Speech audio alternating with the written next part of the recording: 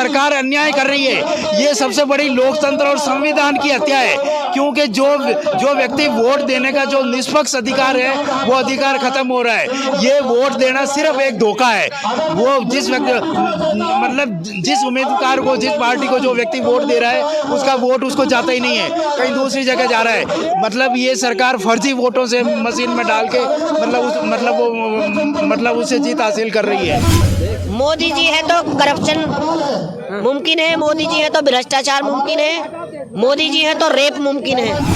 हम लोग इतना टैक्स देने के बाद भी प्रधानमंत्रियां कर्जे पे कर्जा लेने में लगे हुए। किसके लिए ले रहे हो कर्जा, बताएं।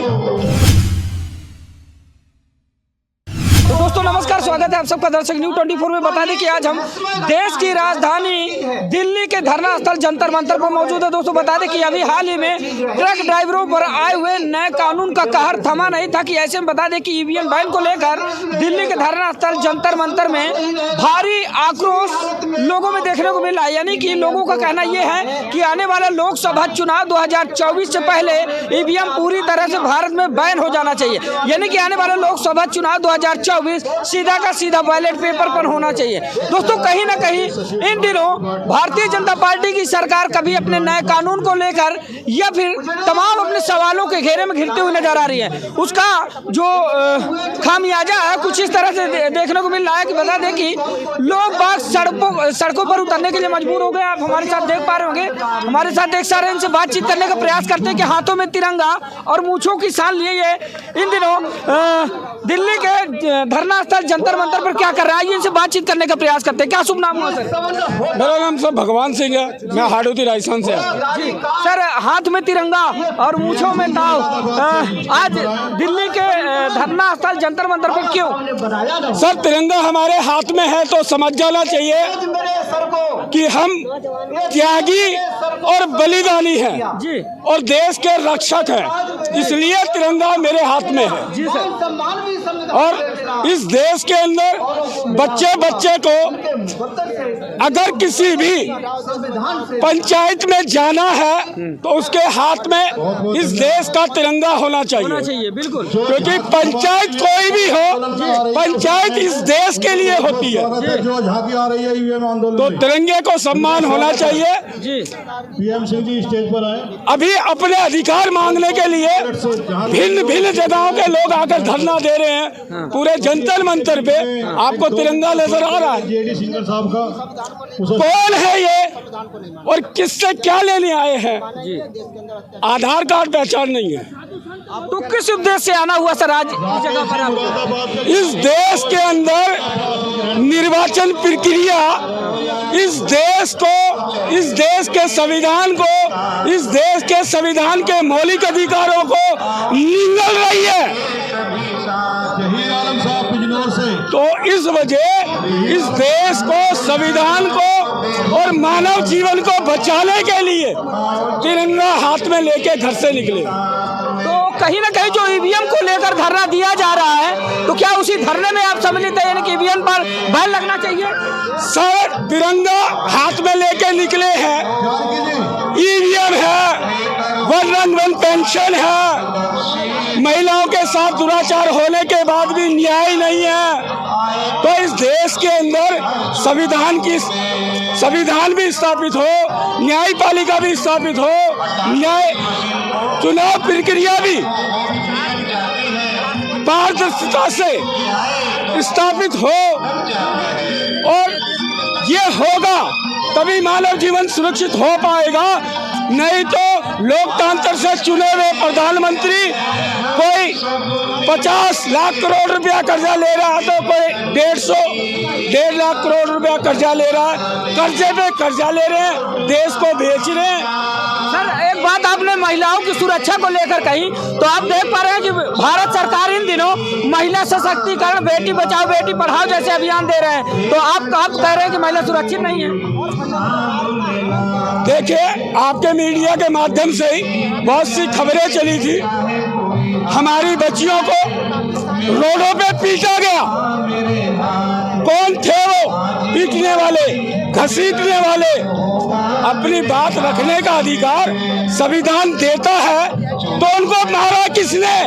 घसीटा किसने? और कोई भी आदमी पीड़ित अगर अपनी पुकार लगाता है तो देश सुनता क्यों नहीं है? कौन नहीं सुनता? वो ईवीएम की उपज है जो भ्रष्टाचार से बहलावे फुसलावे से वहां जाकर बैठ जाते हैं, देश की खनिज संपदा को लूट रहे हैं, इस देश को कमजोर कर रहे हैं। हम लोग इतना टैक्स देने के बाद भी प्रधानमंत्रियां कर्जे पे कर्जा लेने में लगे हुए। किसके लिए ले रहे हो कर्जा? बताएं देश को किसके लिए कर्जा लिया और क्या कर रहे हैं उस कर्जे से? अरे हम तो हर कदम पे टैक्स दे रहे हैं। इतना टैक्स तो ना मुगलों ने लिया ना अंग्रेजों ने लिया। ईवीएम वाले इतना टैक्स ले रहे हैं फिर भी कर्जे पे कर्जा ले रहे हैं। ये व्यवस्था है क्या? तो कहीं ना कहीं आपका कहना यह है कि ईवीएम पर बैन होना चाहिए, ईवीएम बंद होना चाहिए, यानी कि बैलेट पेपर से चुनाव होना चाहिए। बैलेट पेपर से चुनाव होना चाहिए। चुनावी प्रक्रिया में बहुत सी पारदर्शिता होनी चाहिए। इतने ज्यादा संशोधन हुए, इसका मतलब आज तक निर्वाचन प्रक्रिया में पारदर्शिता नहीं आ पाई। संशोधन कहते हैं। ठीक है, तो दोस्तों आप सुन पा रहे हैं, तो बता दें कि हम इस वक्त दिल्ली के धरना स्थल जंतर मंतर पर मौजूद हैं। यहाँ पर आप देख पा रहे होंगे कि हजारों की संख्या में लोग यहाँ पर मौजूद हैं। निरंतर लोगों की भीड़ यहाँ पर बढ़ती जा रही है, यानी कि कहीं ना कहीं लोगों का जो आक्रोश है, सीधा कहना यह है कि आने वाला लोकसभा चुनाव 2024 का जो है वो बैलेट पेपर पर होना चाहिए, ना कि ईवीएम मशीन के द्वारा। हमारे साथ एक सर और हैं, इनसे बातचीत करते हैं, दरअसल जानते हैं कि इनका आगमन यहाँ पर कैसे हुआ। क्या शुभ नाम हुआ सर? मेरा नाम मेहताब हिंदुस्तानी जी। आज दिल्ली के धरना स्थल जंतर मंतर पर कैसे आपकी उपस्थिति हुई? देखिए, मैं जो आज यहाँ पर उपस्थित हूँ, मैं हर यहाँ प्रोटेस्ट में आपको दिखाई देता हूँ जो कि इंसानियत के विरुद्ध होता है, इंसानियत के खिलाफ होता है, खासतौर पर देश के खिलाफ और मेरे तिरंगे के खिलाफ होता है। आज मैं जो यहाँ पर मौजूद हूँ इस तिरंगे को बचाने के लिए हूँ। तो तिरंगे के खिलाफ कौन है?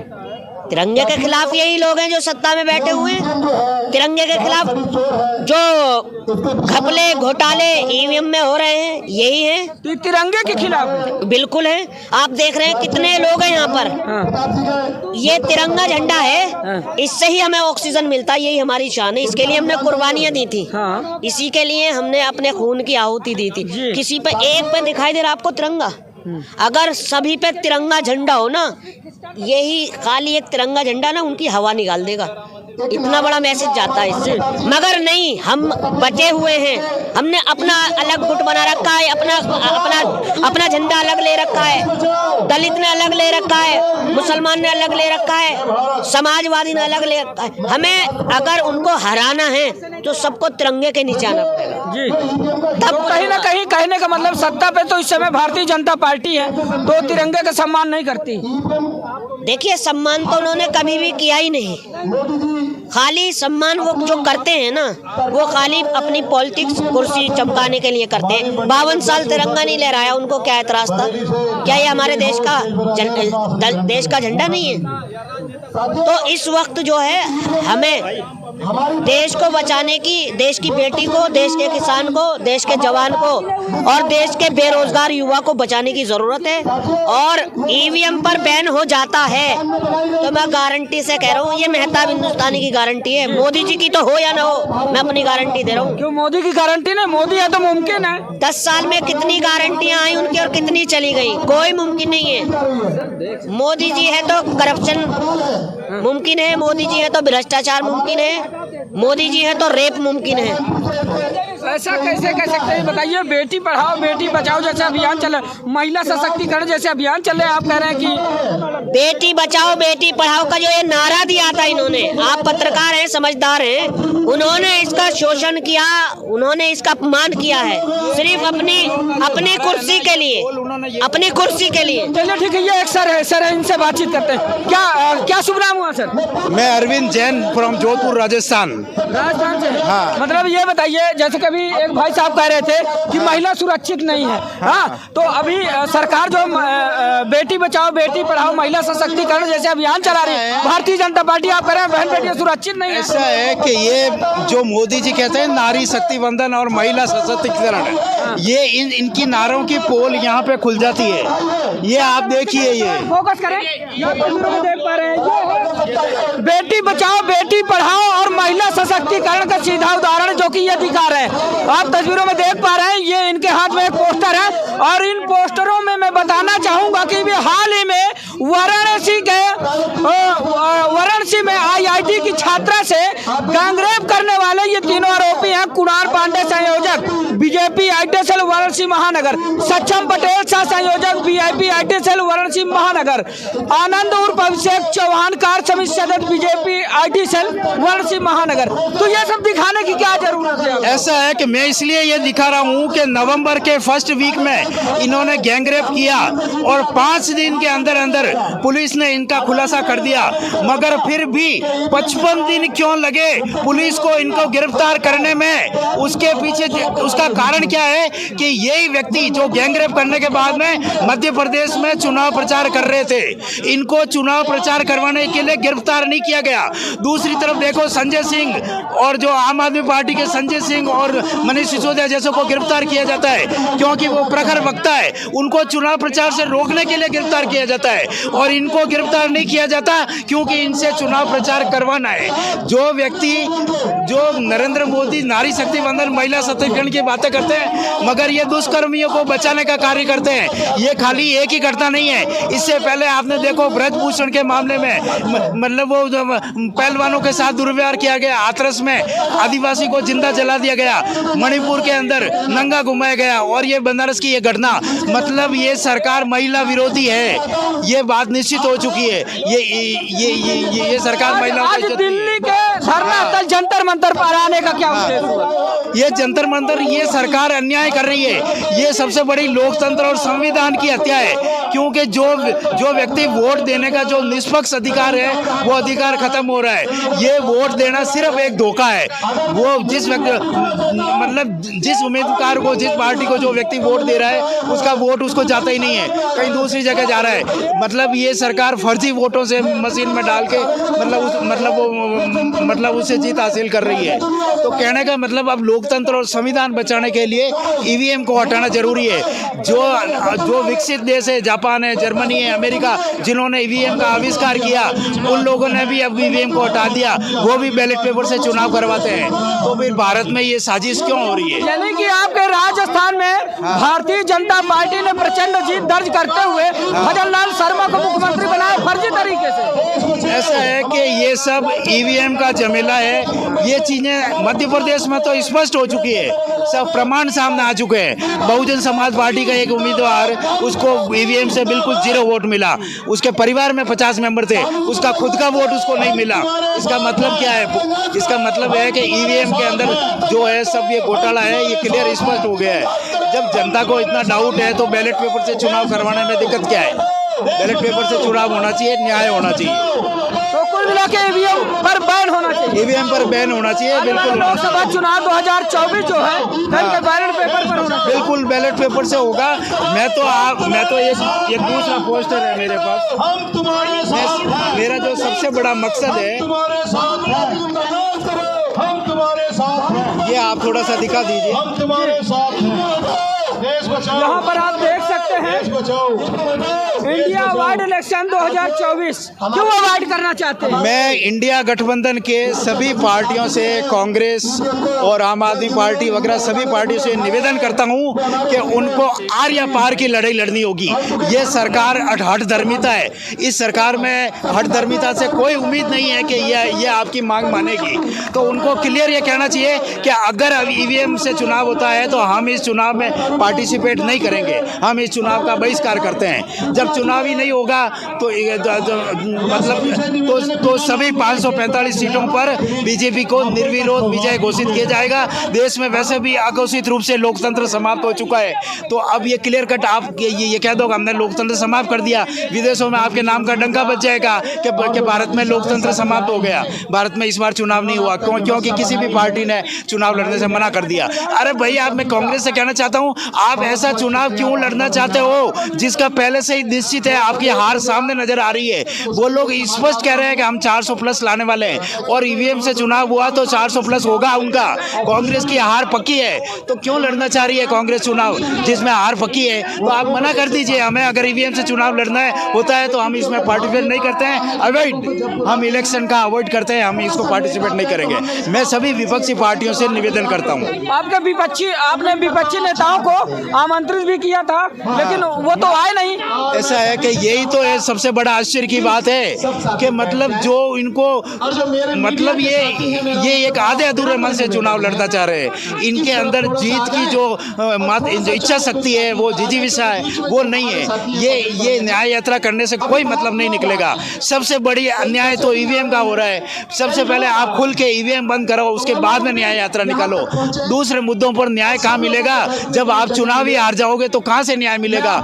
सारी संवैधानिक संस्थाएं उनके पक्ष में है और वो सारे उनको चुनाव जिताना चाह रही है, और जनता अगर आपके पक्ष में है तो वो भी ईवीएम के कब्जे की वजह से जनता के सारे वोट खारिज हो जाएंगे। ये जनता 70% बीजेपी के अगेंस्ट में वोट देगी, मगर फिर भी वो 400 प्लस सीटों से जीतेंगे क्योंकि ईवीएम से सेटिंग करेंगे सारा का सब कुछ। यानी कि ईवीएम की वजह से लोकतंत्र खतरे में। बिल्कुल, लोकतंत्र समाप्त हो गया भाई साहब। लोकतंत्र बचा कहाँ है? अब देख लो आप, ईडी देख लो, सीबीआई देख लो, इनकम टैक्स देख लो, चुनाव आयोग देख लो, सुप्रीम कोर्ट देख लो, मीडिया देख लो, सारों पे कब्जा कर लिया इन्होंने। कब्जा कर लिया ये जो केंद्रीय सरकार जो सत्ताधारी दल है उसी ने सारा कब्जा कर लिया। ये सारी संवैधानिक संस्थाएं उसके पक्ष में है, तो अब लोकतंत्र कहाँ बचा है?